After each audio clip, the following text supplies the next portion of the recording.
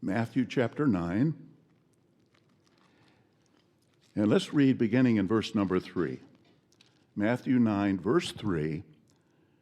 Now certain scribes said to themselves, "This fellow is blaspheming."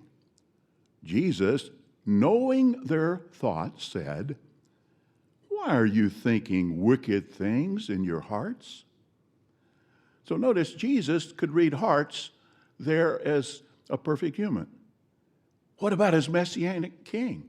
Even more so. He and 144,000 will be able to read hearts, and that means what? They will be able to perfectly judge mankind with absolutely no mistakes. Amazing indeed. Well, that's a relief. It's comforting to know that when Stephen Lett and Tony Morris and David Splain are riding around on heavenly horses, executing God's judgment at Armageddon, there will be zero mistakes.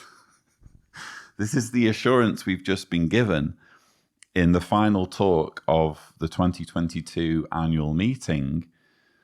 Stephen Lett is speaking on the theme, "Why Must All Kiss God's Son?"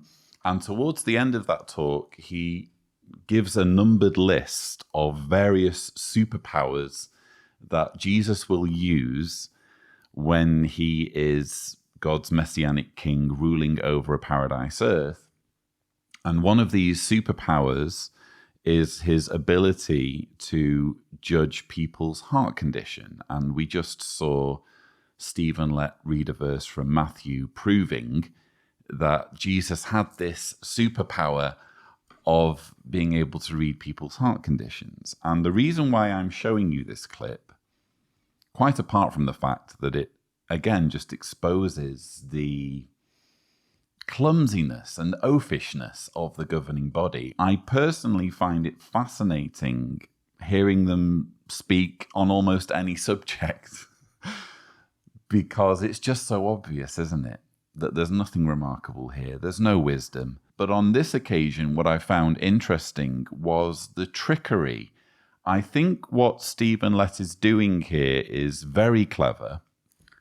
I think he's feeding Jehovah's Witnesses scraps in terms of those who hold a candle for the idea that it's not as black and white as saying you're going to die at Armageddon if you're not a Jehovah's Witness. I think most Jehovah's Witnesses covet this notion that's not supported in the literature, that it's more nuanced when it comes to the destruction at Armageddon, the slaughter, quite frankly.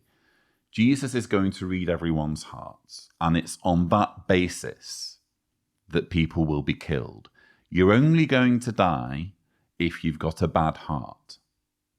So it's not as simple as saying that you need to be a baptized Jehovah's Witness when Armageddon strikes, because we all know that would be an appalling message, wouldn't it? That would be a grotesque teaching. There's just one small problem. That's the teaching. It's right there in the organization's publications. In fact, as recently as the October 2022 JW Broadcasting episode, bearing in mind, Stephen Lett is literally speaking these words on October 1st, 2022. The same month, the organization puts out a JW Broadcasting episode hosted by Robert Suranko, the Society's president, if you're interested, which quotes from a 2019 Watchtower that makes it clear and unambiguous that you need to be baptized as a Jehovah's Witness if you want to survive Armageddon. If Tibor is gracious, here is a sushi where I comment on the relevant part of that episode. It was actually sushi number 450. And maybe it's just me. Maybe I'm reading too much into it. But for me, what Stephen Lett is doing here is he is perpetuating this myth, this almost sub-religion that's not based on the publications, that isn't official Jehovah's Witness theology, but at least makes Jehovah's Witness theology a little bit more palatable.